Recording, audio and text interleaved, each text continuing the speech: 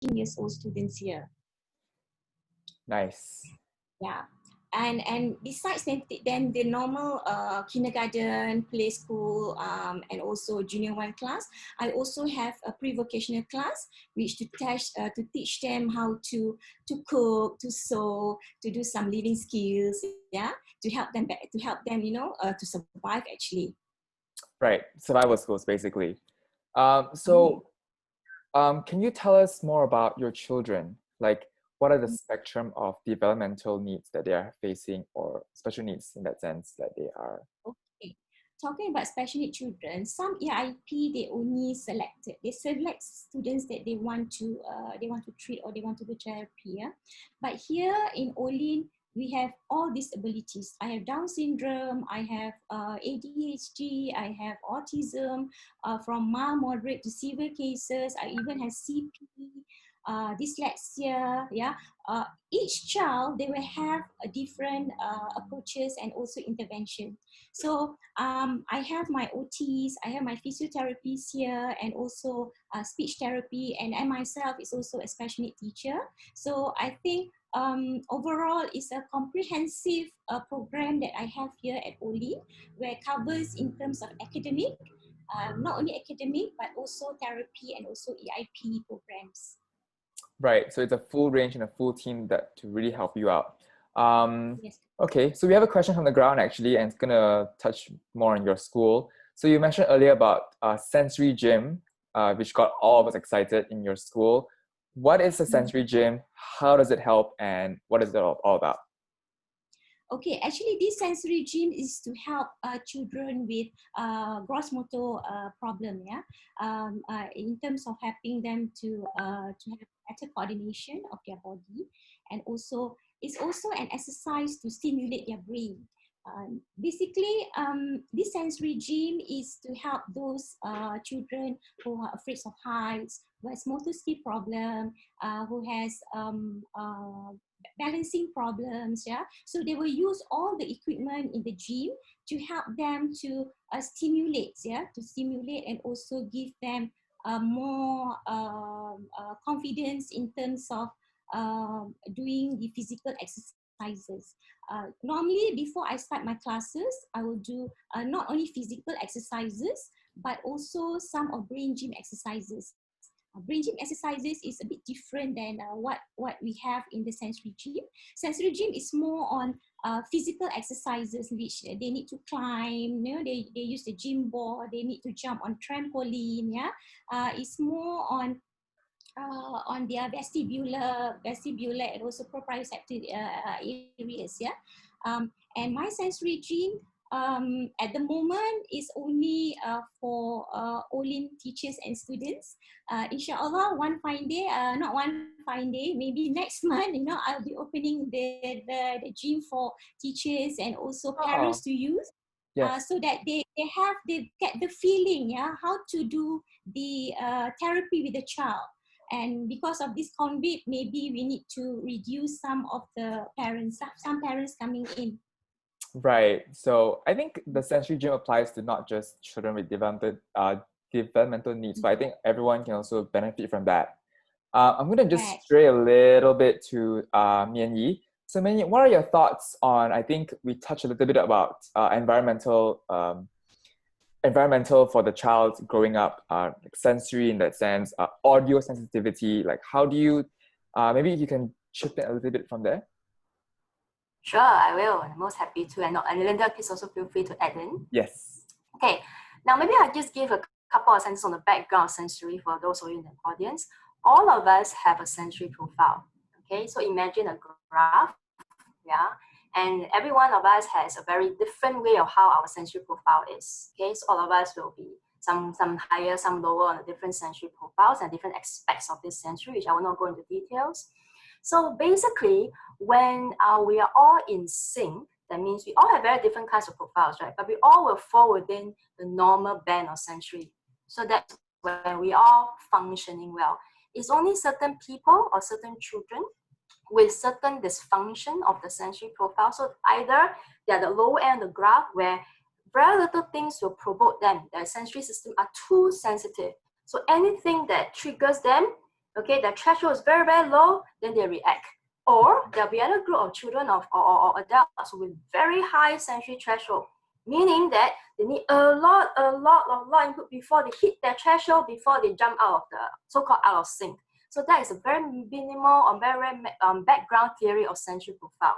So the function of doing our sensory profile is really that we want to make sure that when we are too low in the threshold, let's see whether the sensory the sensory stimulation or the sensory modalities we use help us to go back into the normal range of sensory profile. Or if let's say it's another group where we are very high threshold, it takes me too much, right, of sensory input to be at the norm, which will take too long, okay? So that's when how I can see whether my sensory profile will my threshold can be lowered to be closing the gap between my threshold and the normal threshold. So that is the principle behind such sensory integration principle. Okay, so I think I agree with what Linda has mentioned. Yeah. We need a lot of sensory input to get us going. So to those of you are parents and teachers out there, movement is a very, very important part of learning.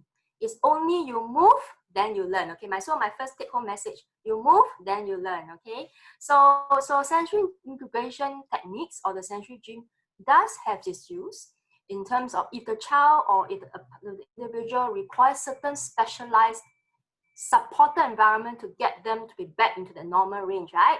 But having said that, okay, I like what Elwin was saying. How can a mainstream school or how can a home adopt a sensory gym? You need not buy all those very expensive equipment if you really can't have the resources. Use your outdoors, use your playground. Okay, I'm sure Serene and Corinne can also feel free to chip in. There are many things in your outdoor activities, even your staircase is a very, very good sensory equipment already that will be very helpful. And these are very important for your sensory children, like what Brian was saying, those who are maybe, I think some of you may be very, very maybe familiar with children with auditory defensiveness. So there's developmental needs children who, so these are children with very high very low threshold, they just can scream or they react when they hear a train sound, things like that, because the threshold is just too low. So this is when sometimes if we need to, you can use some of these sensory modalities to help them adapt. And the aim here is get the sensory system back into the normal range of the threshold. Right. No, that's very informative. Thank you, Minnie. And I'm going to agree with you on the point where, everything around you can be a sensory equipment, like especially now with what's going on with Malaysia and a lot of countries where we're all stuck indoors. Anything can be used as a gym equipment. You can use your stairs, you can use chairs, tables. Like, I think this is the time for us to really look into more of our surroundings and our environment and see how we can utilize them to the best of our needs, to suit our needs, right? So thank you, Minnie, for that. There's a question. Yes. Yes, Linda. A little bit on sensory integration, indoor and outdoor. Indoor, we also have outdoor. Outdoor is more on playing with the mud, water, walking on the grass, myself here in my program, I have indoor and outdoor.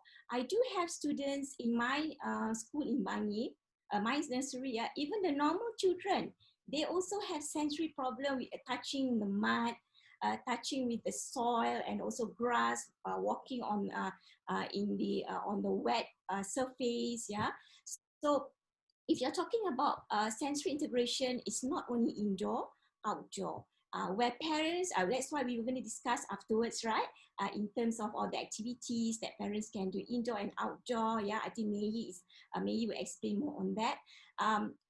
Yes, outdoor also, not only just running on the field. When you're talking about outdoor sensory integration, is something that the child has to hold, the child has to touch, and the child has to step on the grass or any surface texture. Even the normal students also. Of course, I completely agree with that. So that's more on audio sensory in whole in general. They talk about. So we have a question from the ground, from Beverly.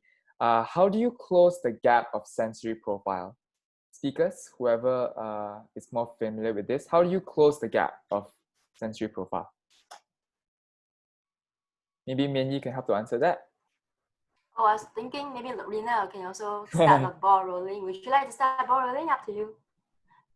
It's okay. You can start. Okay. Now this is a quite abstract question, you know, because first of all, if you want to do it systematically, we need to know what is a sensory need first. You need to know what is a sensory need that need to so-called intervene first, isn't it, Norina? Yeah, like you're nodding. Right. We need to know what exactly need Yes, to. Yes, that's right. So I think we need to first watch for that. Yeah, which I think Lina's team can also help. She has her team of therapists and teachers. But maybe if you, it's for everybody's knowledge, something that's very safe to do will be something what we call proprioceptive that Linda had mentioned earlier. Proprioceptive activities, okay, maybe I can try and type the word here for people to Google, okay. Proprio basically is one sense of the body in your entire system. All of us requires it, okay. Every morning when you dress up, you need a lot of proprio sense, okay. It's just that because our system, we are very lucky, our system is integrated, is synced enough, so we don't need to have put in extra effort like our children or individuals with dysfunctional kind of sensory profile. So one thing that you want to kind of use a bit more, if let's say you want to do outdoor kind of activities, would be really climbing the stairs, do something heavy work. Okay, so the word here is heavy work. Climb the stairs, you know, do plasticine. So you can do with your hands. Your plasticine, do you all use plasticine in Malaysia? Yes. Plasticine is a kind of, you know, we do it in children. Like clay. So yeah. Yeah, but harder than clay, you know, so not so easy for the children, yeah. So do a lot of that. You can also do blowing. So proprioception is also with the mouth. So you can do blowing games, okay? You can great activity, make it harder by blowing blowing a ping pong ball across the table. And then those children who doesn't have that kind of stamina, then you just blow towards half the table, depends on you. So blowing, things with the hands, things with body, like climbing the stairs, swimming, just jumping on the spot. Okay, jumping around, jumping 5 steps to pick a card. You know, you can also pair your activities with academic learning. So there are many, many ways of doing that. Okay, great. Let's add on a bit on yes. the sensory profile. Okay, sensory profile actually a method that we do to measure the child's ability in terms of, for example, fine motor or gross motor, fine motor skills. Yeah. Example. If a child could not hold a pencil, yeah, to write, so meaning he has fine motor problem. Some children, they will hold pens like this, some they will hold it this way, yeah, some will hold it this way. So they have problem to hold the pencil properly. So what we do normally, yeah, all the therapists will do more on fine motor exercises in terms of pinching, they play with sand, they play with beadings, yeah, or every activities, yeah, definitely will relate to the child's problem. If the child have problem with sensory, yeah, sensory which he doesn't eat anything, he will just eat ice cream, for example. He only eats certain food, which is a picky eater, yeah. So we need to do more on oral stimulation, whereby OT normally they will do massaging the face, the mouth, yeah, and then at the same time also they do physical exercises, yeah. So all these exercises, definitely it leads to the child's problem. Yes, right. Mei? Okay, great. I love that connection. Okay, I'm just going to shift the attention a little bit to our other two speakers. So we have a question from the ground, Beverly. I think Corinne should be able to connect to this question. So she's asked, Beverly. For example, the auditory, I have a child who has high threshold and a low threshold when it comes to sound. And one child is easy to cry when hearing loud noises, and the other one makes noise because it finds it too quiet. Do you face that as a parent at home? Can you see the question, Corinne? Yes, I can. Good afternoon, everybody.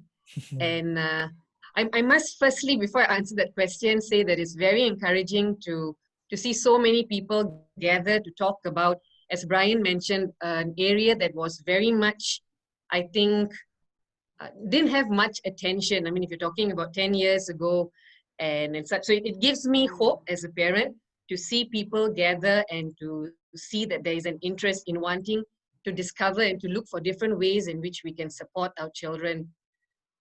This question, I would be able just to share with you my experience and in terms of what I do with my son.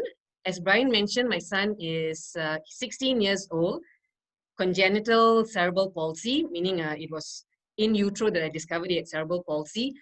And over time, yes, all the sensorial issues that Linda and Mianyi mentioned, you know, oral, his physical, he was very sensitive to stimulus around environmental stimulus.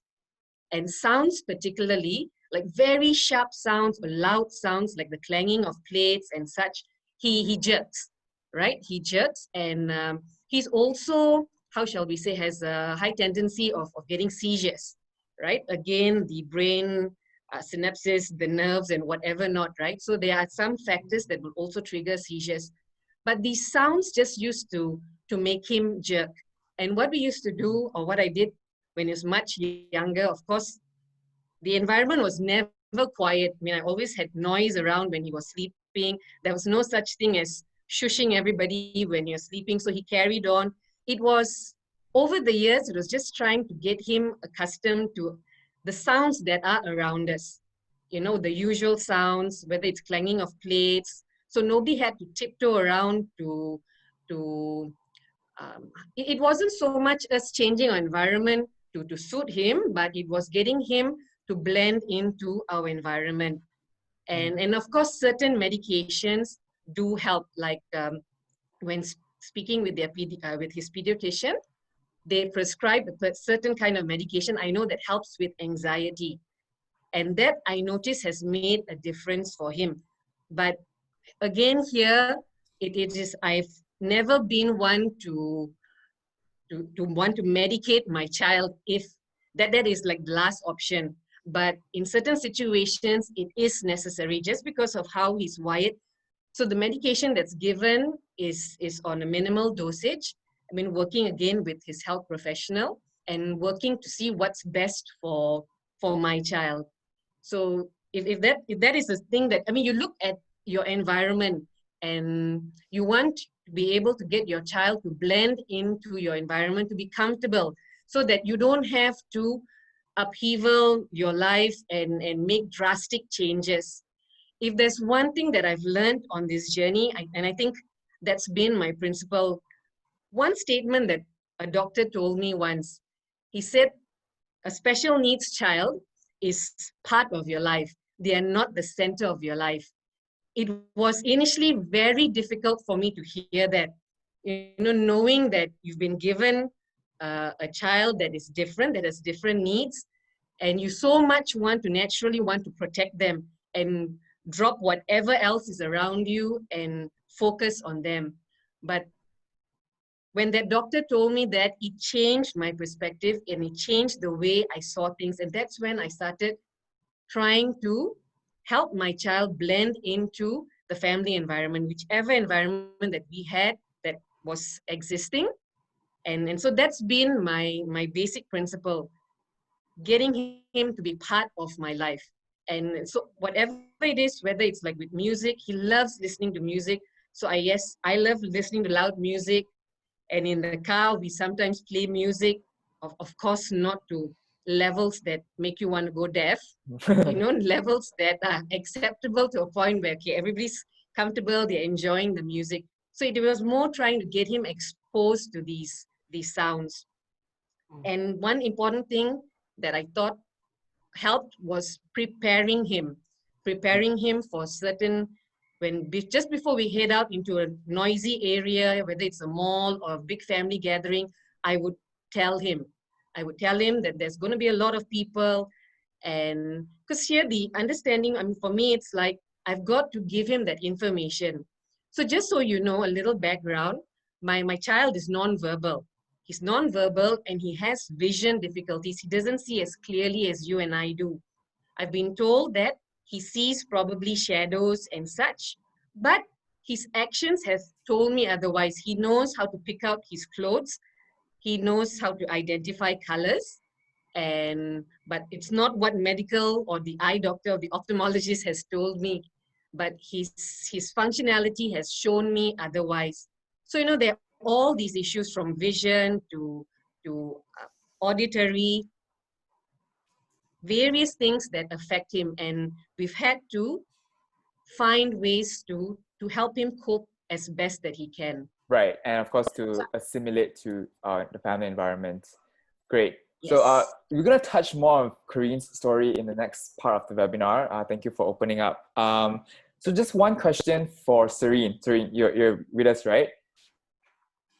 Okay, great. So Serene, with increasing restrictions on movement, mainstream and children of developmental needs have a higher potential to exhibit behavioral issues, especially you see in schools. So how do you better prepare your teachers, because you are a trainer of teachers with special needs? How do you better prepare them? How do you provide them with sufficient information to handle multiple or various cases in school?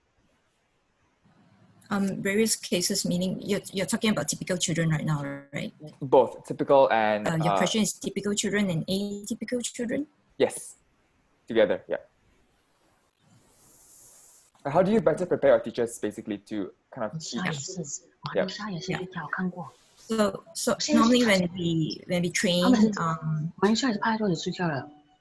sorry, got distracted. Yes, got it. Okay. Yes, I think all three speakers spoke about it, like many talk about movement, and it's true. That's what we actually also train teachers as well as parents. I think the disadvantage right now for a lot of our children is really the lifestyle. You know, that, most kids are being kept at home. Basically, some of them are so cooped up, they only see four walls, right? And then, of course, plus their device. So there's a lack of movement. And a lot of time, children, in terms of developmental or in terms of nature, understanding the nature of children have excess energy. Right, so all this energy, you know, if they don't get activities to disperse, or as in, you know, to get it out when they are, you know, moving, playing, all that, it actually tend to build up inside the brain, for layman term. So here I'm actually going to use a lot of layman. Okay. So it builds up, and this building up, that's where it's going to affect, you know, in terms of the behavior, in terms of their social and all that. But mainly it's really portrays out in behavior. So part of what we do is really to also, in a way, study, and that's what we also train teachers and parents to really observe children's behavior, because children's behavior is a way of them trying to tell us something, you know. So we are not talking about you're wrong or right or whatnot, but it is, they are trying to tell us something, because the children is not, you know, they haven't gained the repertoire in terms of their speech. Is she muted? I think her internet got cut off. Oh, poor thing. Okay, no worries. While we wait for, okay, she's back. Yes. Sorry for that. No worries. Especially apologize to the participants. Yes, where was I? You were observing. They're trying to tell you something. Correct. Yes. So very much is really about the behavior. And just now, you know, we spoke about the topic even about sensory and stuff. So for our area, we actually train parents and teachers to understand there's actually two forms of behavior in terms of whether it's sensory, so means it's something that they cannot control, right? Or the other one is actually called learned behavior. So whereby, you know, children learn because all of us are born with this survival instinct, you know, where we learn to get what we want, however we want it, right? So that's when the word manipulation, right? A lot of parents come to me and say, oh, yeah, no, my children manipulates me. Well, in a way, it's a good skill because that's how we get things. Yes. So a lot of our children actually learn that, you know, when they want something, whether they hit themselves or sometimes they bite themselves. Yeah. And if the adult give it to them, so they learn, hey, this is how I get it.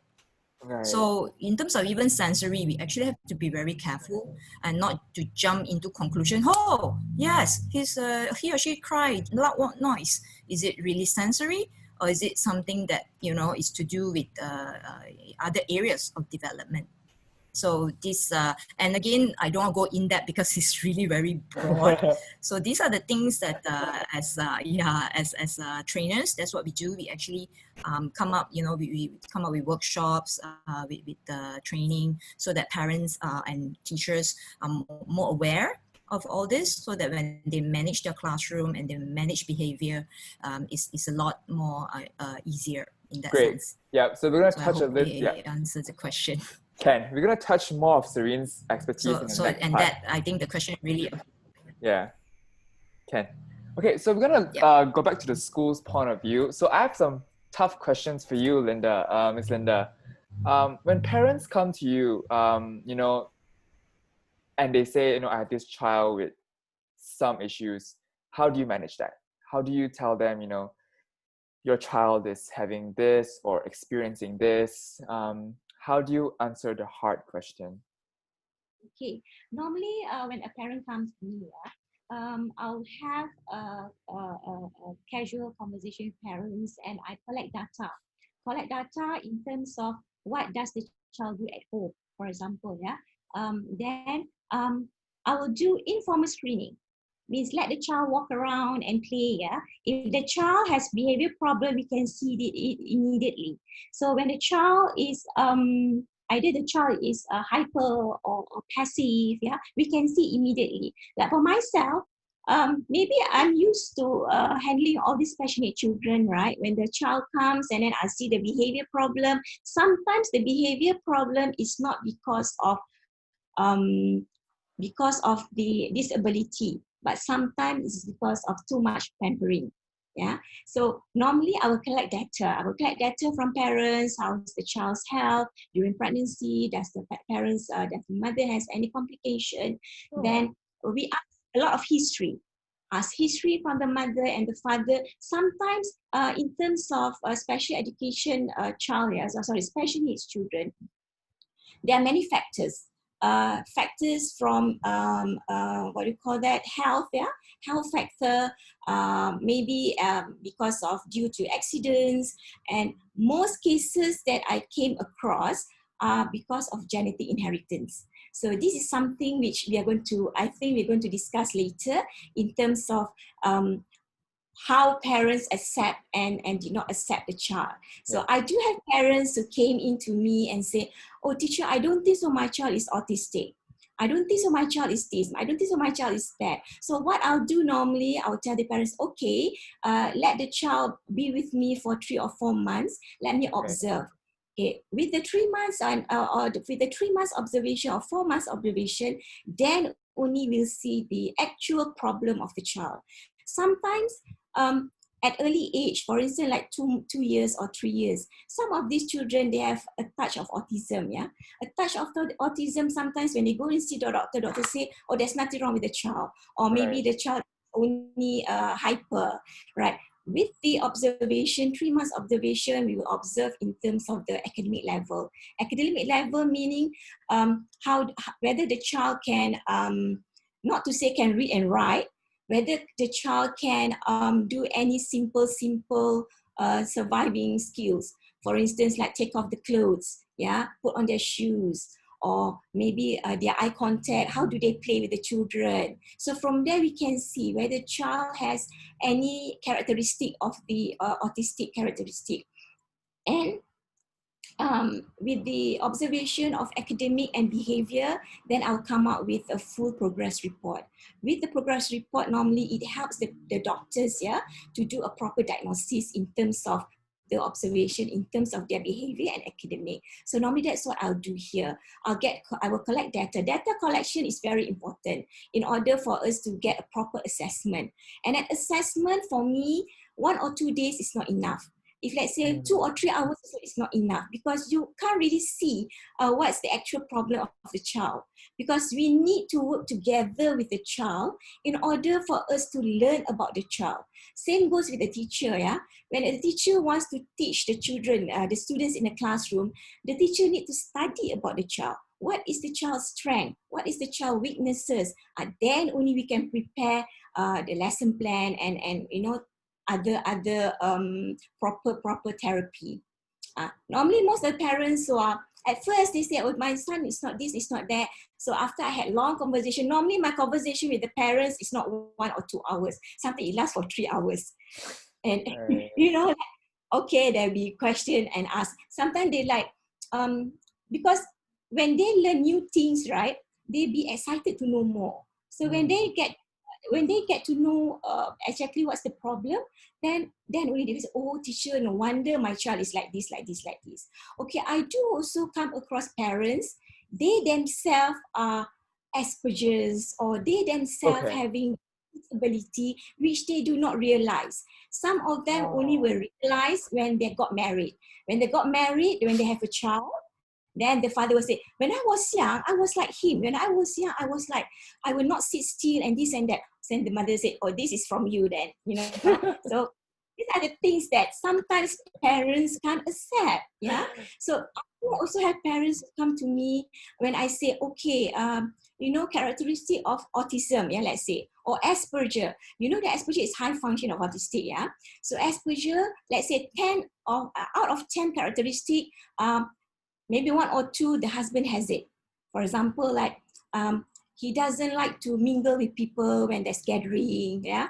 And then he has a problem with to socialize, you know, things like that. So there are characteristics that they can refer to. So sometimes when they come and see me, they will say, oh, teacher, then I am this also. So the parent accept, then it'd be easier for them to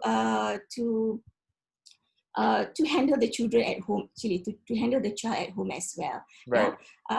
As I said, data collection is very important. Right. So I mean, really thank you for sharing this with us, because I think a lot of schools, whether you are a mainstream school or, you know, a school designed for special needs education, there you will definitely have parents that will be difficult, in denial, or maybe cannot accept the fact that their child is different. And I think Corinne will touch on that later on in her part. But really, on school point of view, I think it's so informative, and we're all learning something, and that data collection is so important. I think we also touched. We're gonna finish the section for school. Maybe you can also help us in answering. This may be a little bit difficult for you to answer, but in your point of view, do you think mainstream schools should say no to special needs students, or should they adapt to needs and learn, equip themselves with skills to provide the necessary curriculum for special needs? Ms. Linda. For normal stream, yeah? Okay, if let's say the child is autistic, yeah? Autistic with moderate to severe cases, and parents did not declare about it, yeah? If let's say the child is in the normal stream class, so he will be neglected, yeah? He will be left alone and will not be treated. But which one? This one? Okay, can ask. You ask something? Sorry, someone is... Okay, sorry, you were saying, Ms. Linda. So I feel that if you're talking about normal stream student to put in special needs children in the normal stream classes, yeah, it'd be difficult and also frustrated for the child if the child could not cope with the normal stream. Okay, this is what happened. I will share some of my students' cases. Yeah, I have this one child who is autistic. He has been with me for 3-4 years. They're doing only 1 session class weekly. He can't read and write at all. He can't copy from the board. Yeah, he is mild autism and also ADHD. So when he goes to the school, he will be in a special need class. So when he is in a special need class, then for a few years, yeah, because in Malaysia we have the OKU card, right? Yes. Okay, the OKU card. If you have the OKU card, if you go to the normal, if you go to the national school, mainstream. Automatically, the mainstream, automatically the school will put him in the special need class. Okay, so my question is, are mainstream schools or national schools, based on what you said, prepared or well equipped to teach these children? Not all the school. Okay. Not all the school, yeah. To say fully equipped, I don't think so normal stream schools will be ready to accept these special needs children.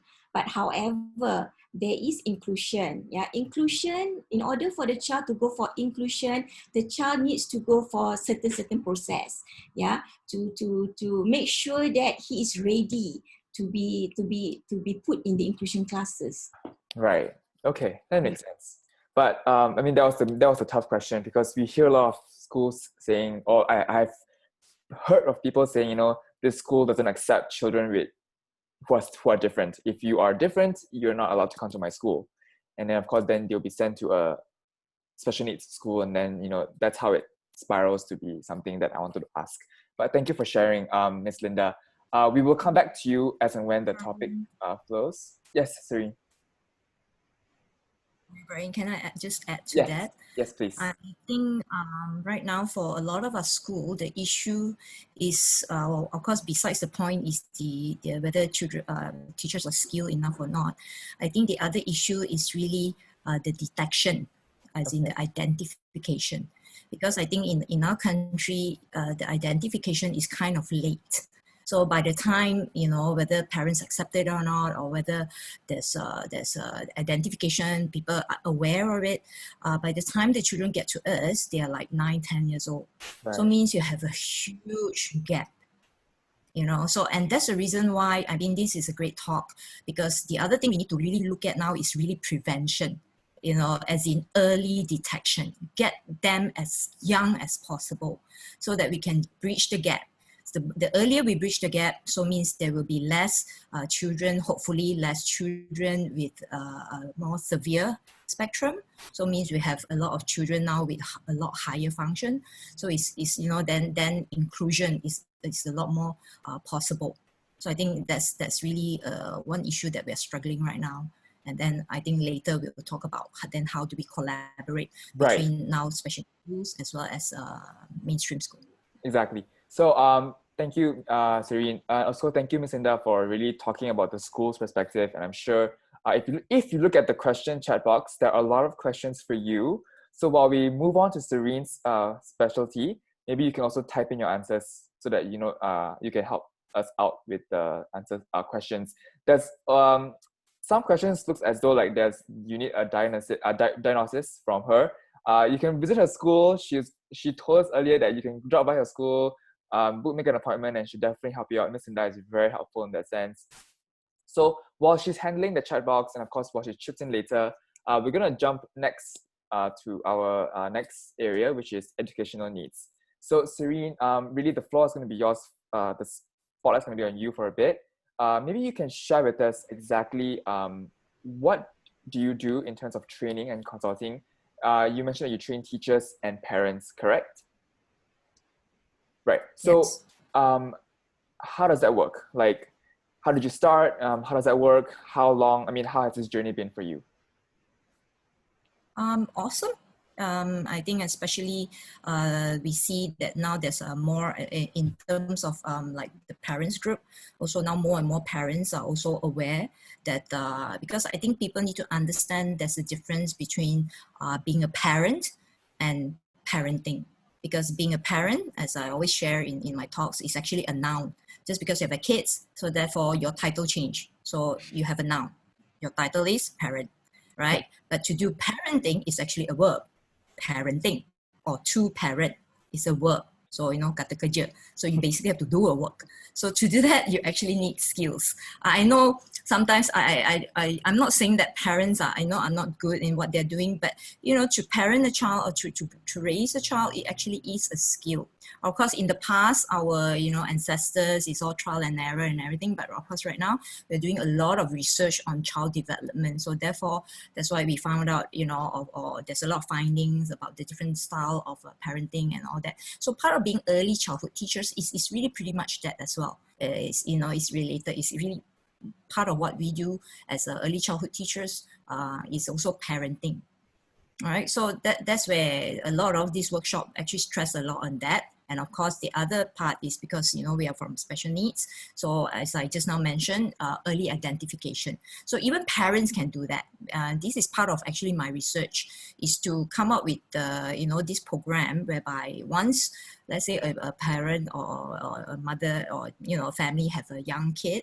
So the first thing they actually need to do besides the immunization checklist, they basically also need to hopefully be able to do, we call it developmental monitoring. So it's very much like immunization. So what they do is, you know, they go like, okay, in 3 months, my child need to achieve this. So tick. So they're fine, right? So another 3 months, that's what they're supposed to achieve. So that is actually very helpful, all right? And also for parents to be very aware of whether my child is, you know, falling behind, or, you know, or are they are they reaching their milestones?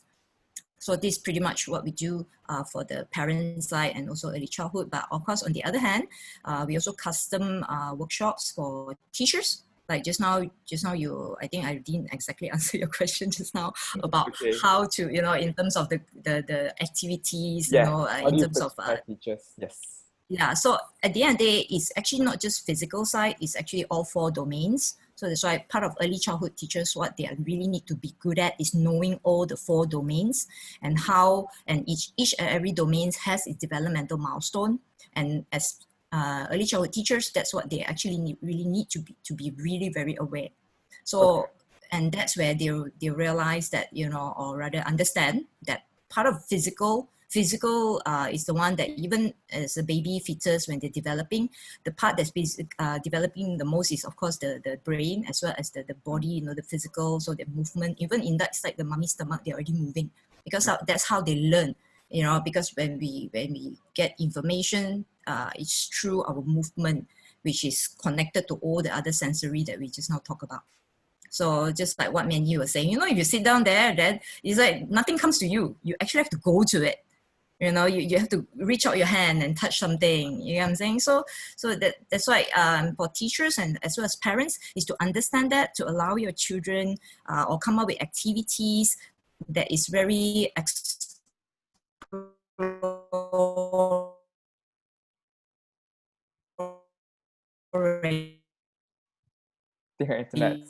or explorative or whatever terms you want to call it. So and adults, or let's just call it environment. So just make sure that it's safe. You know, if you know that you're going to have 2-year-old, 3-year-olds moving around, please don't leave sharp things around. You know, so but what you can do is you can have like cushions, you can have you know, things on the floor, and ask them to crawl on top of it.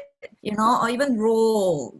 You know, after they crawl, they roll, or they just roll on the how they say the cushion itself. So that actually use a lot of from head to toe movement, whether it's muscles, it's bones or whatnot, right? So, and of course, crawling itself is already helpful with the fine motor skill. Yeah, and then we also talk about the right brain, left brain crossing just now. Upon Miss Linda talk about, you know, the integration. So that's what, and it's from a very simple activity, like just crawling to maybe take the bean bag, and then crawling back and to throw it inside another box. All right, and make it very fun. And all this, I agree with Mian Yi and the rest of the speaker, you don't have to spend a lot of money, because that's what we always advise. Assume so, yeah. Yeah, you know, I mean, in school, you have so many chairs, you know, and if you put them all together, it becomes a tunnel, right? So you don't really have to go and buy a huge, my favorite is actually a carton box, you know. Okay. Our children love carton box, and that is like free of charge. Just go somewhere, shopping complex, whatnot, ask them for some, make sure you clean it up, right? And then all you have to do is have the curtain, and you can do a lot of things with curtains. You can make castles, you can make tunnels, you know, all sorts, right? I grew up playing with my mother's, you know, kitchen utensils, because that's the only thing that we have, right? Because we have no toys. So yeah, you know, things like that. So in terms of activities, just now you mentioned activities. So this one can be again done indoor, outdoor. And of course, considering our lifestyle nowadays, especially the city lifestyle, a lot of them lives in condominium.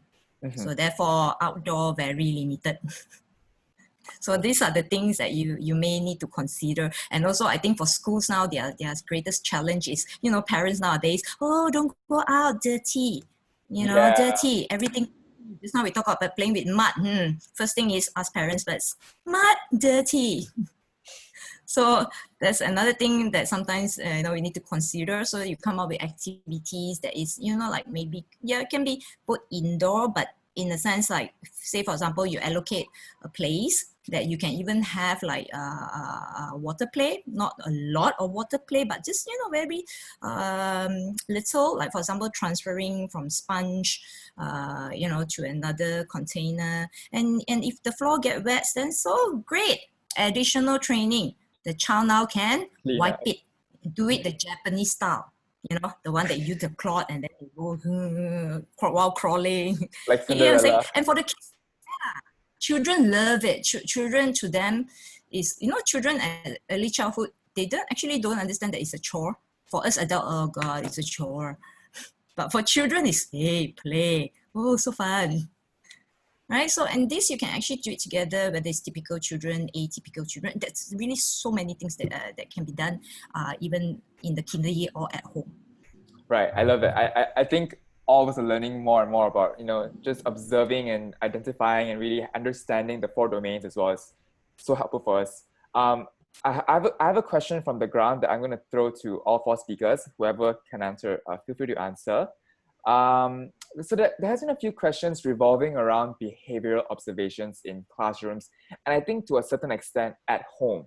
Do you have any advice on how this can be managed? Because sometimes I want to say human beings can be very naive. Sometimes we choose not to see what we don't want to see. So like, especially now with so many behavioral observations, how do you manage that? Any speakers? Any advice on how that can be managed? Maybe I'll just give my 4 cents. I think first and foremost, I said, is to observe behavior. I think this is a bit tough for a lot of adults because we tend to be judgmental. We look at a behavior and then we put a label. You know, like for example, when the child touch something, we call that itchy finger lah. You know, we you know, all sorts of labels. So I think the first and foremost, first thing is for a lot of us is not to judge. First and foremost, do not judge. Just basically observe the behavior as what it is. Second, for parents especially, you can go to, you know, I use this developmental milestone that is developed by CDC as in CDC US, which is, you know, the Center for Disease Control and Prevention. They have this milestone that's actually pretty good because they also give you some suggestion. What to do, what activities to do at home and things like that to help your kids. So for parents as well as teachers, I actually advise, or rather, you know, share with them developmental milestone that they can use it to observe their children, right? Because sometimes some behavior happens now, and also for them to understand what is the purpose of behavior to, in a way, further learning, because behavior actually has purpose. And normally we talk about 4. Which is whether the child is avoiding, the child is wanting attention, or the child is, what's the another one? Avoiding, wanting attention, wanting something, things, you know, like toys, food, whatnot. And of course, the 4th one, sensory.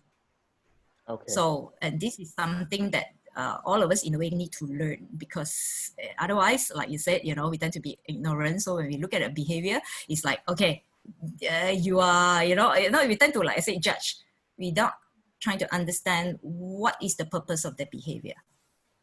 Okay, great. So when we don't understand the purpose and when we, you know, react in ways that do not fit the purpose, that's where, you know, in adults' term, we call it conflict. Of course, now parents and children, same conflict. All right. So thanks, Serene. So continue on that question. Maybe I throw it to Corinne. Well, in Malaysia, especially, we have been stuck at home since March with MCO. I mean, out and about now. But how was that for you and your children? Was it difficult? Did you observe anything different? Maybe you can share a little bit about that. Thanks, Brian.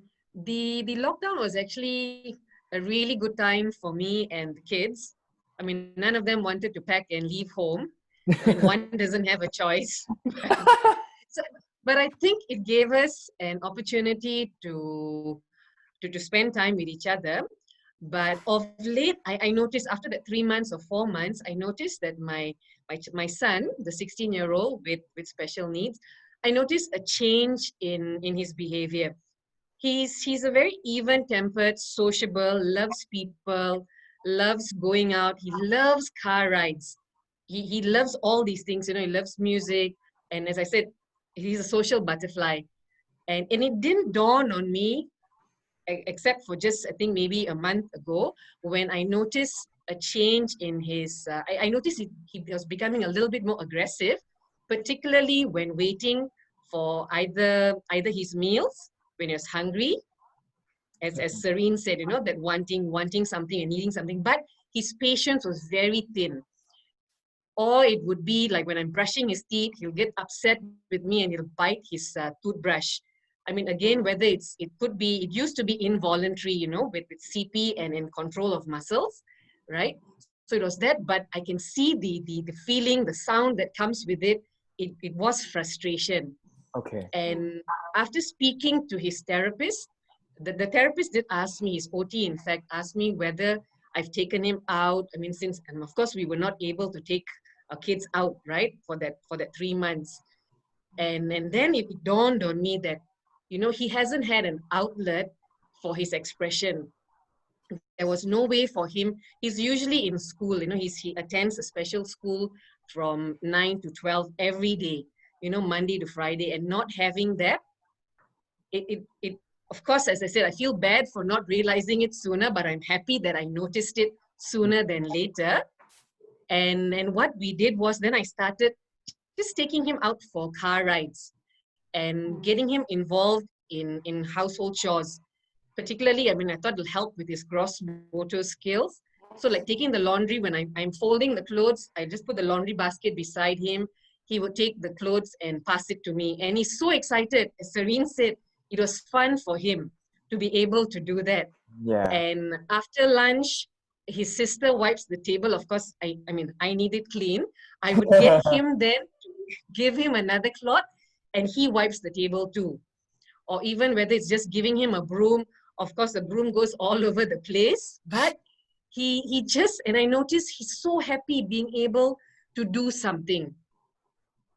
So it was a wake-up call for me to remember that he needs to feel part of that family. And I cannot just, you know, it's very easy sometimes, particularly because my son is not mobile, he's dependent on us physically, that it's easy to overlook that he needs that outlet. He needs a way to express himself. Right. So the therapist has given me some great ideas, like putting him out in our garden, letting him water the plants, just little things like this, sitting out in the porch with his grandfather when the grandfather does his woodwork. And I mean, he used to, and I noticed when we do that, he's a lot more calmer. So that was something, it was an awakening for me, a realization that he has to have that outlet of expression. And we have got our ways of expressing our stress and releasing stress. But he is so dependent on us, particularly because he can't move on his own, right? So when I put myself in his shoes and thinking, oh my goodness, I have to ask if I want to be moved, he can ask. He communicates with me through sign language. So he'll point to where he wants and certain things. But of course, when some things take longer to arrive, then he gets frustrated. Yes, yeah. So that has been my experience. Okay, thank you, Corinne. I'm going to come back to Serene in a bit, but I have a question for Miss Linda on the same topic. So with MCO, was your school open throughout the period, Miss Linda? No. So so you have children, so they're all at home. How do you better prepare parents? How do you tell parents to, like, you know, be prepared for the unknown, basically? Because they're at home, they're stuck with their children who are not usually with them throughout the day. They're with you, but now you're not with them. How do parents deal with that? How do you help parents in that sense? We can't hear you, Miss Linda. Can you hear me? Yes. Okay. MCO, we do online teaching actually. Okay. Because these children are all special needs children. The parents needs to be beside them, yeah, whenever we are doing the activity. But unfortunately, that most of the parents, they themselves also are working from home.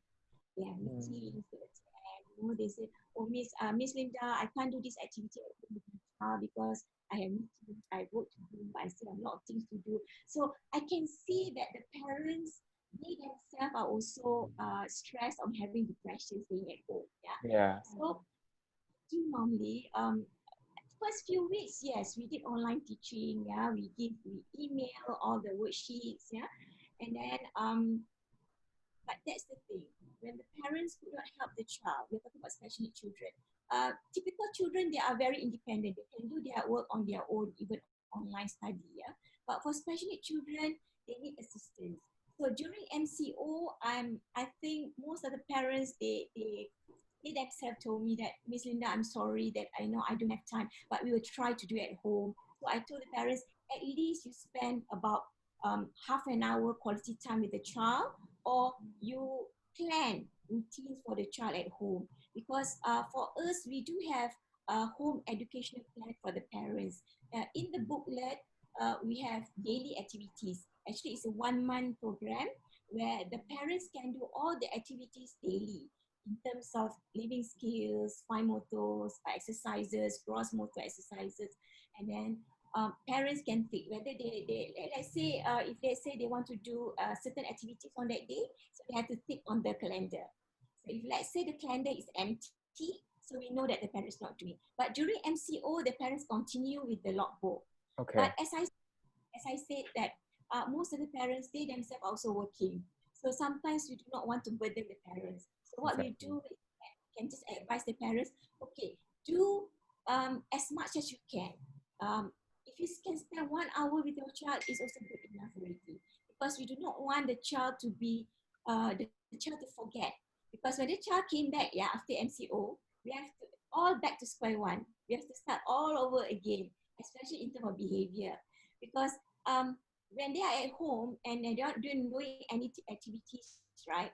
If let's say they are on iPad all the time, not saying the iPad is not good, but then during MCO, they can watch TV, they can watch on the handphone, but not the whole day, because once a sand kid, holding a handphone, watch too much videos or anything with the iPad, they are not going to use their fingers, and they are not doing any activities to develop more skills at home, which we know that they are already weak in certain areas, right? For during MCO, I do not really push the parents, because I know that they themselves also having a hard time at home. So what we can encourage them. Maybe you can just do one activity at home per day, so that at least there is a continuation of activities at home. So our target is for the child to do an activity at home every day, consistently, so they do not forget. Like keep them engaged, basically, and just doing something on a regular basis. All right. Okay, great. Okay, Serene is back. So I'm going to circle right back to Serene. Serene, I have a question for you. You okay with the connection? Can you hear us? Can you hear us, Serene? Yes. Great.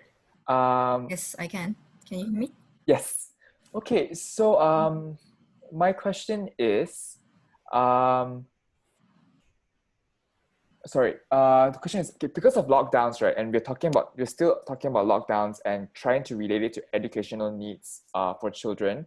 There is a social interaction that is missing within each other, like children to children, or like friends, children to teachers, their therapists, or their physiotherapists, or their guardian, basically.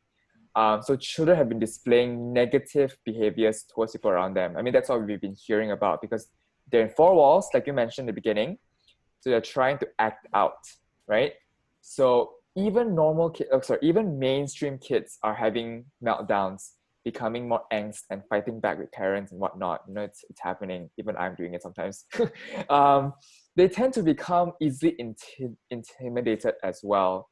How do we kind of identify these characteristics? I mean, we've done that part, but how do we then manage it?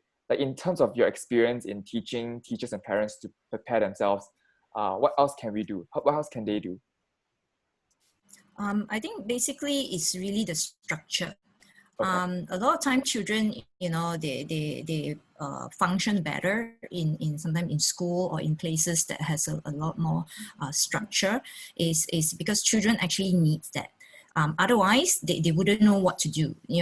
Because children are children, they're just learning. They're learning all these social skills. They're learning all these, functional skill, whatnot. So they need the adults to give them the input or the, the direction. So I think for being at home, sometimes parents actually fail to basically set up a structure at home, or rather, in other words, routine. Because routine is something that we all need. And that's the reason why sometimes we becomes, okay, for example, because we are creature of what was the term? Basically we're very into routine, right? So once, sometimes we're a little bit late, or when we, some of our routine gets disrupted, we really get flustered for True, yeah. sometimes half a day. Yeah. Right. So that's why our children, whether it's typical or atypical, children actually need routine. In fact, almost all of us, teenagers, what's not. So then you have like, okay, from this time to this time, this is what you do. This time to this time, this is what you do. You know what I'm saying? So then they know, okay, even for children, yes, they may not understand timing yet, but all of us actually have this internal clock, and your children will know. They're okay, done. I know it's time for this. They may not be able to read the clock yet, but they actually know when is what. So that's where, being in MCO, being cooped up, that is when we start. And I know it's difficult, especially the beginning. I think the first few weeks will be quite difficult because everybody, in fact, even for us, the first 2 weeks of MCO was like, I actually almost went crazy because I'm not an indoor person. So to coop me up in indoor, I actually feel like I'm in prison. Yeah. So because it's my personality, I cannot stay at home or I cannot stay indoor, right? So, but then again, then we need to come up with strategy to cope, how to cope with it. So for myself, of course, because I like outdoor, so what I'll do is, I'll just make sure that a certain period of time, I'll just go to, the back of my kitchen. Basically, I have a mini jungle kind of thing, so I can, I'm saying. So for all your children, you will know that, of course, they will need things like time for play, time for reading time, so means quiet time. That's especially when you plan it out in such a way, especially if you need to do like for teachers, teaching, online teaching, for parents, working at home. So then you also have like quiet time. So the kids will understand, this is my quiet time. So quiet time, you can do things like reading, drawing, stuff that are quiet, but still activities. Right? Then of course, maybe during your lunchtime, your break time, that's where you have fun time. That's where you maybe together, parents and kids can either play some group games, things, or even for typical children, card games, board games, that, and again, you plan it out, right? And you go by blocks, because even parents, if you work at home 9 to 5, you still need to have break time, isn't it? Yep. So you just fit in your break time. So every time when you're working, then, kids will know that, okay, these are my time to do this, and these are time daddy, mommy is doing this. Great. So even for children with special needs, especially, they actually need that. But of course, for children with special needs, it's really more a lot of physical, there's a lot of prompting in the beginning, but once they understand the timetable or the structure, they're fine. They pretty much, and that's where sometimes that's how we train for children to be to be independent. It's really to learn to do this all by themselves. All right, yeah, that's great, Serene. Just also, I mean, that will be more sort of the educational aspect of today's topic. Thank you for sharing in that sense. Before I move into Corinne's part of parents, my team has kind of summarized a question, and I think I'll throw this to Mian Yi actually. Mian Yi, if you look at the questions that we have already, teachers to children ratio is not the most ideal in most schools, whether it is a mainstream school or a special needs school. So attention towards these children may not be very, very high in that sense. So how would you advise educators to balance this?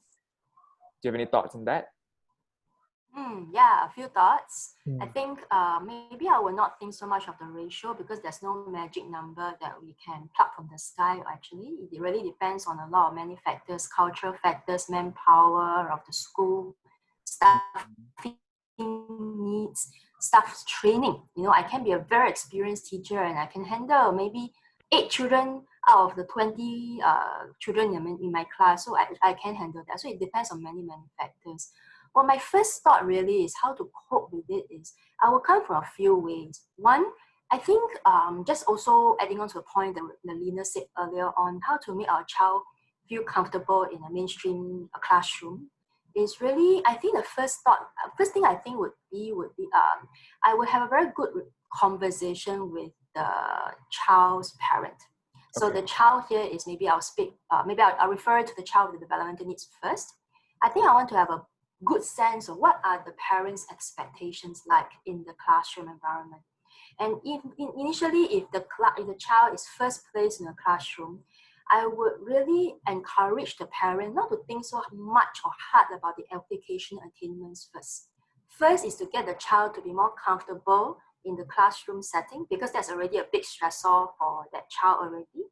And then the next thing is to be more comfortable with these classmates and peers because there's many things for the child to participate in because we have many school routines throughout the day, and on top of it, there's very different instructions, long instructions, shorter instructions, and also I need to react socially to what my friends talk out to me or say to me, and then to respond. So there's a lot of things I have to respond to. So it's really a very tall order for me as a child with developmental needs.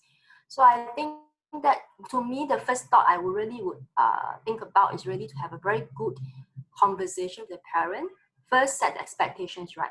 If you need to have that, in order for that to happen, you need to have trust. So it doesn't depend on the number of children. It doesn't really also depend on the profile of the kid. The kid can be a child with mild autism, or it can be on the moderate to severe spectrum. It can be a child with physical needs. It can be a child intellectual difficulties or anything like that. It doesn't matter. The first thing really is to establish that relationship, establish that rapport, and then know the expectations. And from there, as what all the panelists have said, then you move on to know the child. That's what the teachers here are very, very good at. Know the child, what the strengths are like, what are the gaps you want to close, and then from there we work out a very individualistic plan for the child as also for the parents. Parents need support too, so all of you are right. Yes, I want to say that would be a perfect answer, Mian-Yi. So thank you for that. Okay, so we have about half an hour left, so I'm going to jump straight into Corinne's part. So Corinne, really you are parents. I don't want to say that you're a success story, but you are living and you're breathing what we're talking about today. Really, your children thriving at home and in school. You are a working adult. Let's hear from you. How was it? When did you know? What's your journey been like for you? Wow, that's a very big question, Brian. I feel like I'm asking her out on a date, but I mean, really, how has the journey been for you? Managing your child at home, working full time. You must face a lot of difficulties, but of course, beautiful memories as well. Maybe you can share some of them with us. I'm sure many parents here will also be able to connect with. The journey, I think, I would say is one that is on a road less traveled, and it has come with, yes, many challenges, many road bumps, but along with it, I've seen the blessings of this journey also to myself, the people around me, and as I said, from the very beginning of knowing the diagnosis of my child, it was while I was carrying him. So you can let alone imagine, mothers here. When you are told that your child is going to be this, you're going to spend the next few years of his life every time, most often in hospitals. And I mean, at the very thought, we spoke about, yes, parents being in denial, but when you are faced with a situation, when you're given worst case scenarios, and when you're told, prepare for the best, prepare for the worst and hope for the best, then you're like, how in the world do I do such a thing? So that journey for me started in chaos. But as time went along with the support of family, friends, and eventually, yes, a range of medical professionals I've never met, and I've never imagined seeing the insides of hospitals that often. You know, I've been to every department, name it, I've been there. But it's been interesting. It's opened my eyes to so many things around me. Never did I realize how many sick people there are in the country, except when you go into and you learn a lot about the people around you, and you think, oh my goodness, there's this whole new world around us that I never knew existed. So it opened me up to that.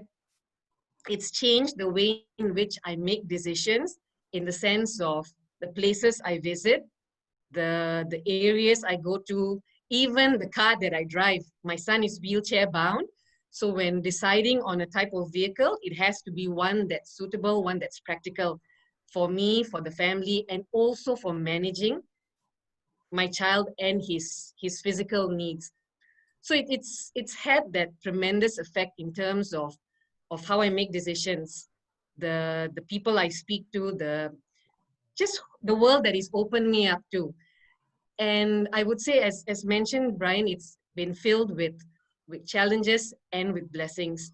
But I think one of the more important things that I've learned is that as a parent, we want help for our child. Number one is being able to ask for it, being able to be brave enough to ask for help and to recognize and realize that you cannot do this on your own.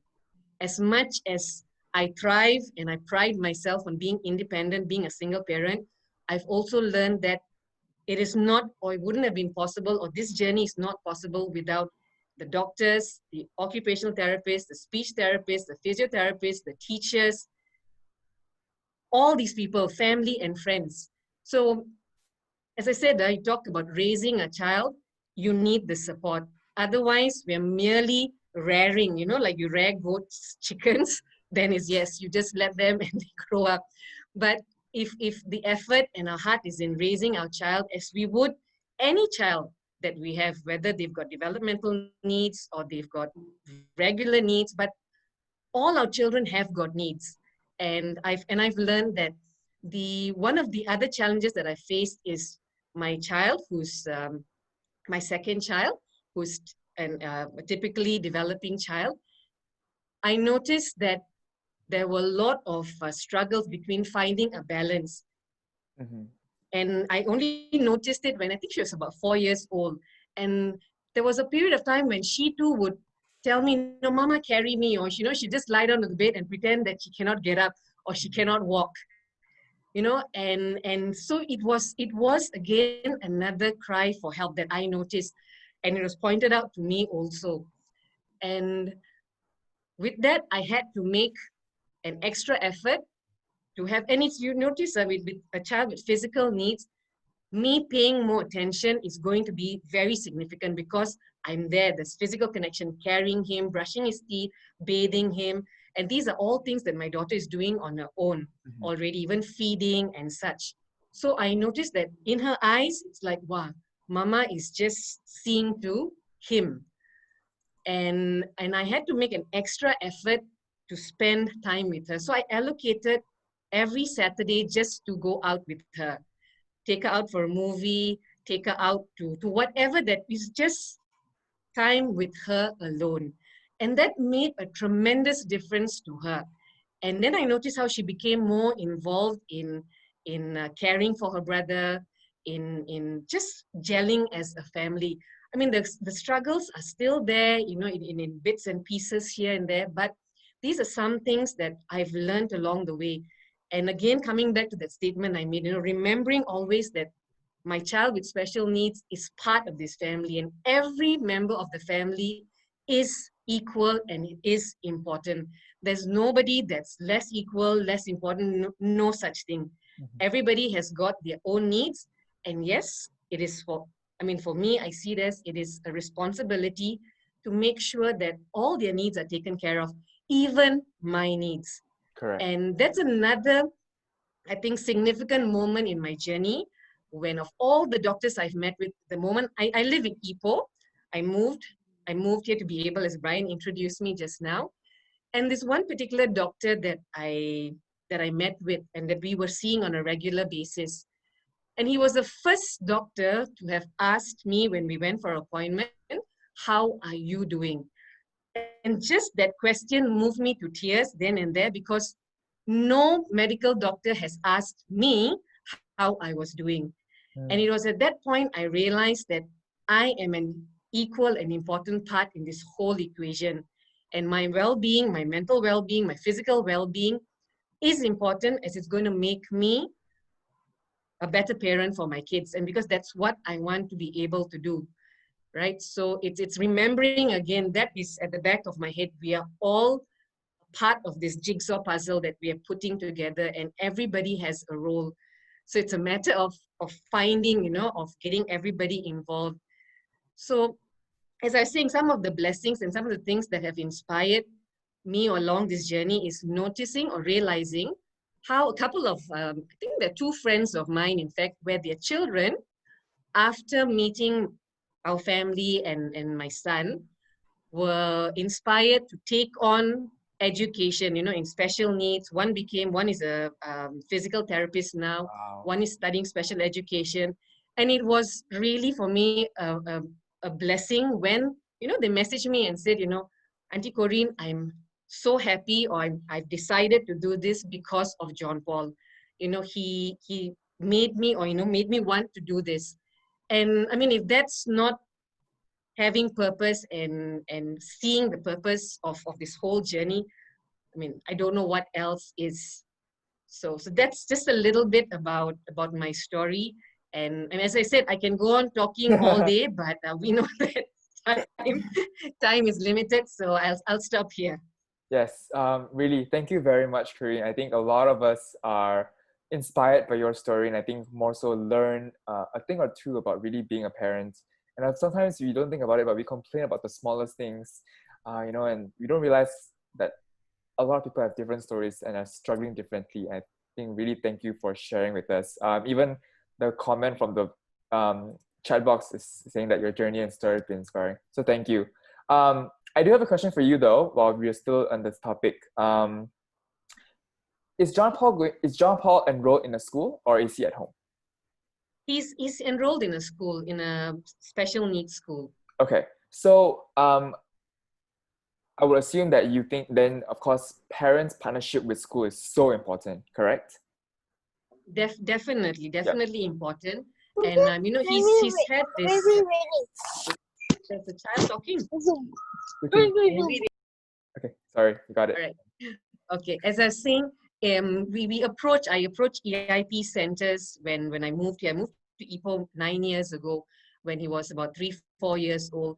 But one of the struggles, of course, or one of the challenges were that I found many of the EIP centers were not equipped for a child with physical needs in terms of proper seating, tables and chairs. So that eventually what I did was, of course, we had a corner chair table. I sent those things to that school, you know, because it's again, I understand there are not many, in Ipoh where I'm at, there are not many kids with CP who are in schools. So I understand from a school's perspective that it, you know, whether to invest in such, because these aids are they're not cheap, right? And so since I had them at home, I would take them to the school so that he could, you know, participate, he could be there. And like currently, I have a wheelchair for him in his school, right? So that's placed there and it comes with a table. And yes, the partnership with the school is very important. And I think it is very important with all the therapists we work with. And as some of the other speakers have said, that expectations of parents are important. And it's great to be able to be on that same page, you know, to tell the teacher or the school or the therapist, this is what I'd like or what I'm working towards for my child. And when the school keeps us informed of, okay, these are the things that we're doing, and it helps us, you know, whether or not we can, because it's for me, it's important to be able to follow through with what's being done in school. And I guess I don't expect the therapists or the teachers to perform miracles, because my child is with me more often than he is with a therapist. So as a parent, we need to be involved in that whole journey, find out what's going on in school. Currently, with the MCO and such, of the therapist come home. So I'm able to see what is being done, and also do stretches and whatever else that he's learning. So that helps support his journey, because as someone commented here, it takes a village to raise a child. Indeed, it does. And we've got to work with each other to be able to see some kind of improvement. Right. Thank you. Thank you very much for that. And I think we cannot stress how important, I think Miss Linda will agree, that partnership with parent and the school is so important. Having an equal page expectation, understanding both parties' needs and what they can offer, and I think will help, because in the end, we just want the child to be in a good environment, happy, healthy, and I think, just thank you for that, Corinne. Brian, if I may add, I think another point that just came to me is being honest with the therapists that we work with the teachers, telling them what we can do and what we cannot do, because we've got to be real, right? As you said, we are working, and I'm sure it's and we've got to be free of being afraid of being judged by teachers, by therapists. I went through that as well. You're always wondering, hey, how does the teacher see me as? Do they think that I'm not doing enough? There's that question always behind our heads. And I think if we have honest conversations with the people we work with and tell them, this is what my life is like, because there's no one life that is the same, no routine that's the same. And you've got to figure out a way as to how you're going to work together. And that comes from honest conversations. I have to tell the teacher, I can only spend X amount of time with my child. Tell me, what can I do in this time? Or I cannot do this. This is what I can. And I think in that way, then your therapist can customize something for you, right? So we've got to give them that information, because therapists, teachers, provide us solutions based on what we say. Likewise, when we are getting our child diagnosed, if we don't give the doctors or the medical health professionals accurate information, they're not going to be able to give us an accurate diagnosis, I think. Because they're only seeing them that one time. We see our child every day. So I think we are better judges of their behavior in that sense, to be able to what we observe, what we see. And I think that's very important for us to be able to do. Great. Thank you, Corinne. I'm sure there are some parents also watching this. I think they're also inspired. They feel like, we can do something about it. No one is alone, and definitely takes a village to raise a child, whether you're an atypical child or a typical child or just a child in need, right? So thank you, Corinne. With just 20 minutes left, we're going to jump straight into the final focus area. I think this is my favorite because in the sense where it's going to wrap things up for us, whereas functional and developmental needs of children. And Manny spoke about how it should not just be about children with developmental needs, but really all children. So I think, Manny, maybe you can kick us off by just talking about what you do and just talk about functional needs. I think that's what got me attracted to. Sure. Okay, maybe I first kind of define what function needs are first, so that we can set the platform and set the scene, yeah?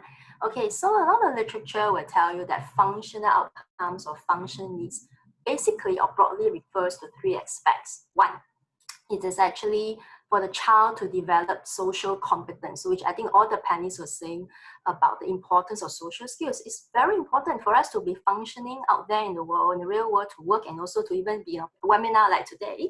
We need a certain level of social competence, right? So socially is one aspect of functional need or functional outcome that we hope our children will attain. And the second outcome in forms of functional, we for the child to have what I would perhaps think as a very common or very easy way to explain will be a learning-related learning. Okay, learning-related kind of learning skill. So what do I mean by that? So it's like, for example, I was sharing with Brian and Elwin the other day. Why do you want to learn colors? Why do we learn numbers? Is it just for literacy or numeracy sake? Yes, definitely, But for our child with developmental needs, especially when they're very young, the language often, most of them will not have very strong language. So why do you still press on and teach them colors? They may not comprehend it so quickly as compared maybe another child who doesn't have that kind of need, right? But it's because you want to pair that learning to a daily living situation. So for example, if you ask me what colors to prioritize to teach them, I will perhaps prioritize, of course, literature says all the primary colors, which I'm sure Serene, Linda definitely will also be agreeable, all the primary colors first. That's all our textbooks say so, right?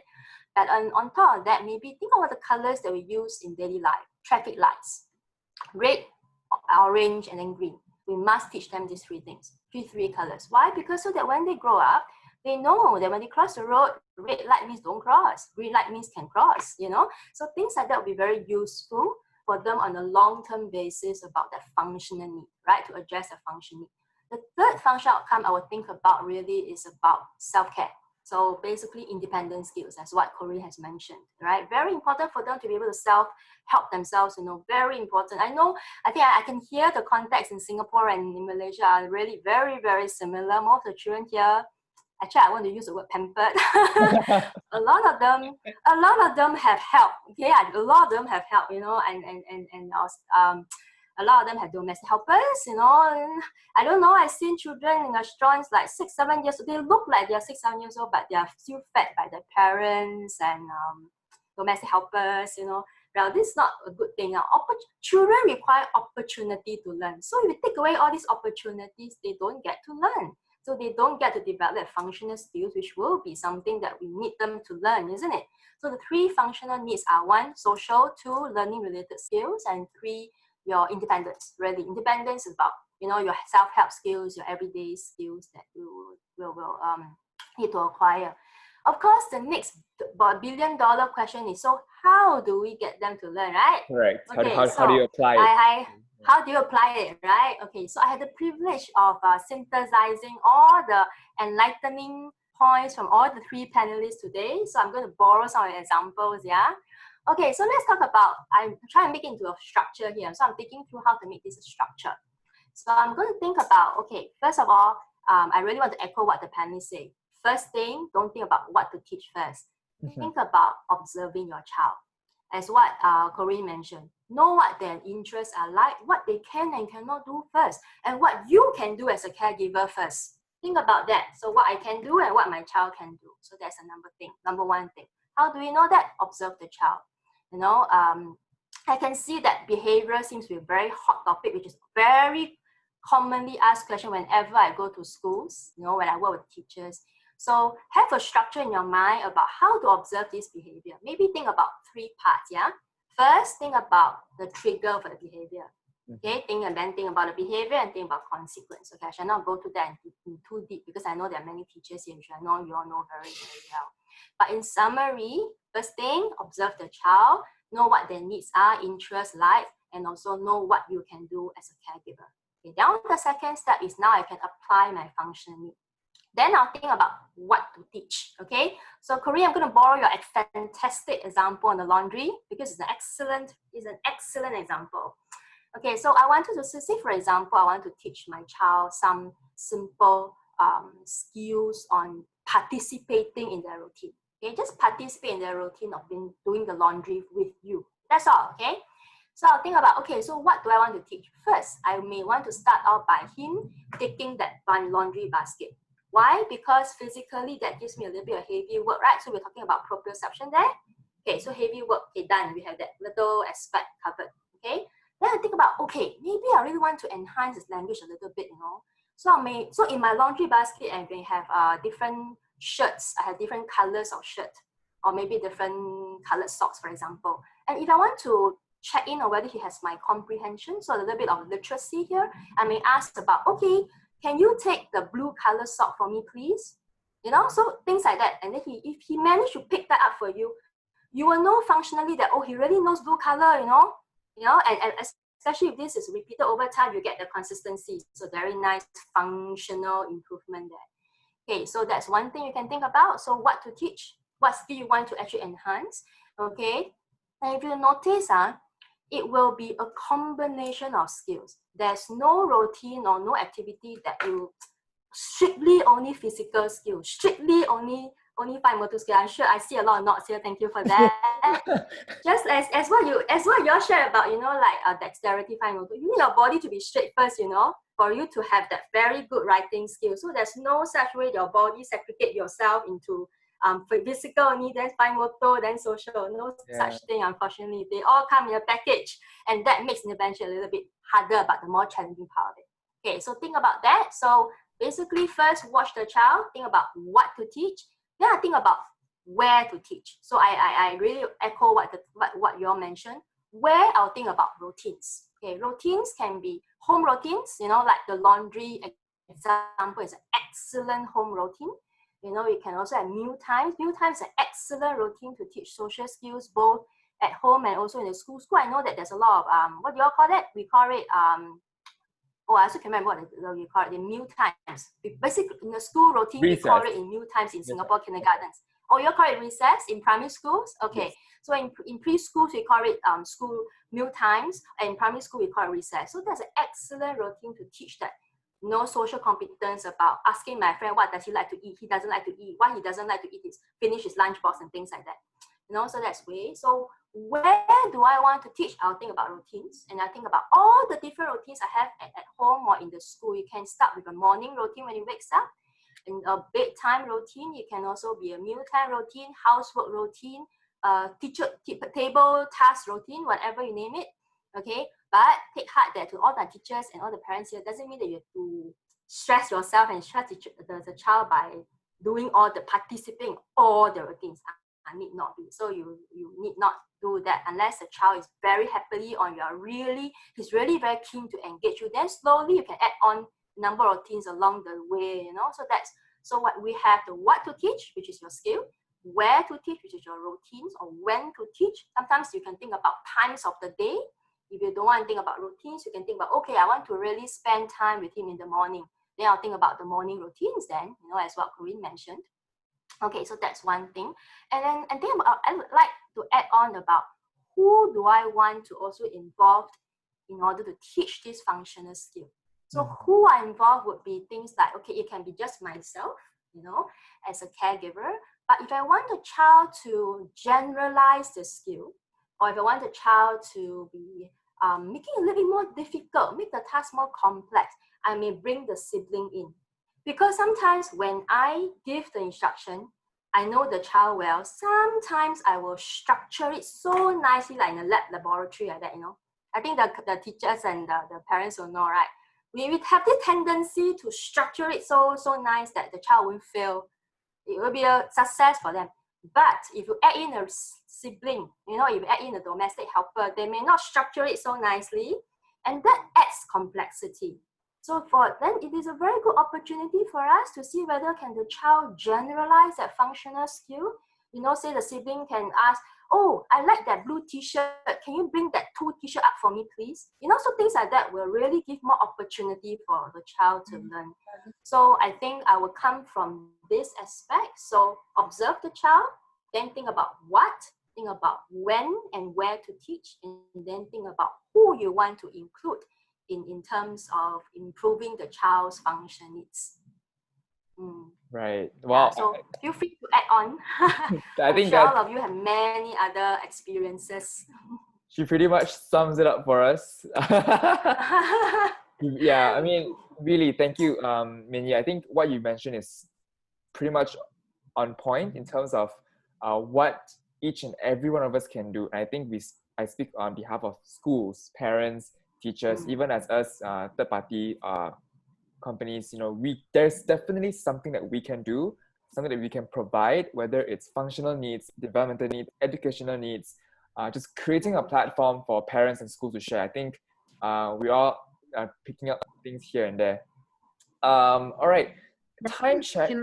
Yes, Corinne. Oh no, if I can just add on a little bit to what Minnie said. Yes. The part about picking where to carry out this particular activity, I think that's important, because as part of the person who is part of this activity, don't pick a time when you are stressed, when you're rushing for stuff, because then simple thing like when I get my son to eat on his own, we've got a spoon that someone made for us so that he can feed himself. I do that when I make sure that the morning is clear, I've got nothing on after that, and I'm not rushing. Because then it doesn't matter if the floor is dirty, the table is dirty, he is dirty, it doesn't bother me. And I think when you are calm and you are there present and not rushing your child through this, because you don't want to make this experience for the child painful, and you don't want to associate that function with, oh, mama's angry, or it's always very frustrating when it's mealtime. So it's got to be something that's, you want them to enjoy learning. Like any kid would enjoy learning something when it's fun. So even making meal times, like when I had to teach him how to drink, how to blow, he loves blowing off birthday cake candles, of course, with a lot of spit on it, but he likes it. It's part of trying to incorporate that fun aspect. So in our effort, I think I had to remind myself, get in touch with that child in me that was fun. Stop being this boring grown up and that takes, or that sucks the life and fun out of everything. So that's just another thing to maybe we can remember. Advice to Yeah, all I of us. just like, Have fun. Yes, Linda. Okay, I agree with Corinne earlier on about both teachers and parents. They need to work together to accomplish any goals, yeah, for the child. Okay, there's a few advice actually for parents. Yeah, talking about how do you. Sorry, Miss Linda. Can you speak a bit louder? It's a bit soft. Okay, right. I agree with Corinne earlier on, yeah, about both parents and teachers need to work together to accomplish any goals for the child, yeah. Right. Okay, just don't treat your child too special, as you may slow down their developmental skills and independence, and some may damage the chance to improve. Talking about me just now, add on a bit on that, yeah. Let your child explore and be independent. But with a proper guidance at first, then slowly let your child explore. In child development, actually, for the child to develop any skills, they need to explore, they need to experience, and they need to execute. Meaning, any activities at home, it's already counted as what OT is doing in fine motor skills and gross motor skill. A lot of parents worry that, oh, what are the things that I need to do at home? What are the OT things I need to do at home? What are the speech therapy things that we need to do at home? But actually, all the house chores at home, sweeping the floor, washing the plates, those are all included in the fine motor and gross motor activities. That is for parents. Another thing that I would like to add on for teachers especially, yeah, special education teachers, not many people know about their job and responsibility. What are the scope? For the teachers, they really need to be creative in teaching, because in normal schools, they are more on traditional learning. For special need, they have special approaches and strategies, yeah, in how to teach them. So for teachers also as well, learn a bit, about what OT does, and then do creative teaching aids, to make teaching more creative and more interesting. Go for short weekends, workshops, yeah, and you get more ideas in teaching. So if let's say you are also you are in special lines, yeah, not early childhood, special education needs teacher, you can also do fine motor skill activities. You can also do cross motor activities. So for me, everyone has to learn. Yeah, it's just that OT, they learn more on the methodologies, more in depth on that. Yeah, maybe. So for us and parents, you can do a lot of activities, simple activities. I always tell parents to start simple. Do not have don't expect high expectation that your child can can eat on their own, yeah, or can jump on trampoline. They are always step by step. Okay, I just would like to share with parents learning pyramid. So whatever you do, you need to look at the learning of pyramid. Learning of pyramid, what is the first that you need to do is more on central nervous system, which is sensory. You need to do all this first, which you can do it at home. Yeah, academic is the one on top. The last top one. part is last percent. In order to reach the top, you need to go step by step from the bottom. So the bottom are the things that you need to do first, the foundation. Yeah. That's all I want to add on the May and Man. Okay. Maybe I just quickly, I have just a very fast, a quick note. I just want to say that honestly, this is not cliche. I learned a lot from the parents and teachers as well. And this is my best experience that apart from my clinic work, as what Serene shared, teachers taught me how to pair literacy, how to pair educational attainments, which I'm very sure Malaysian parents are also very focused on, like Singaporean parents, right? So I cannot give my therapy without an educational thing, sometimes. So they have taught me how to pair the educational attainment with what my intervention goals are. So, and parents have taught me many things that I never imagined that life is, honestly, as what Corinne said. I only see the child 1 hour a week, but the parents with them the next 24 hours of the day. Yeah. Right. So. Okay. Yes. I always say that for your child's whole life. Okay. So don't worry that if you feel that you do not know how to do anything. Yeah, the whole life of your child, you are the main therapist. So like Corinne did a great job. You see, she involved with the child's activities, even though she said she has other things to do, but she spent time. Spending time, spending a little time with your child is very important, and also see what are the things that your child is lacking with, so that you can improve better. Yeah? All right. With that, perfect, time's up. So anyway, thank you, speakers, from the bottom of our hearts. Thank you, Miss Linda. Thank you, Serene. Thank you, Corinne. And thank you, Mianyi, for joining us this afternoon. 2 hours went by really quickly. Really, thank you for sharing your thoughts, professional and expert opinions. I believe that we have all learned a thing or two today. Whether you are a parent, a school owner, a teacher, or just a human being, you must have learned something today. I'm very happy to be part of this conversation. Just to wrap things up, I will be, for Mental Lives, we'll be sending an email to all our participants today in terms of what is next, which means this recording will be released on our Facebook page. So if you missed out on some points, or if you want to share this with other people, you can do so. I will also attach the speakers' maybe emails, so that if any participants would like to reach out to attain help in terms of whether it's a school, educational training, or just some advice from a friendly parent, they can also offer their advice as well. So in that sense, thank you very much, everyone, for joining us. It's been a very nice Friday afternoon. Have a good weekend, and we will see everyone soon. So take care. Goodbye. Thank you so much. Bye-bye. Bye. Thank you, everyone. Bye. Thank you. Bye-bye. Thank you. Bye-bye.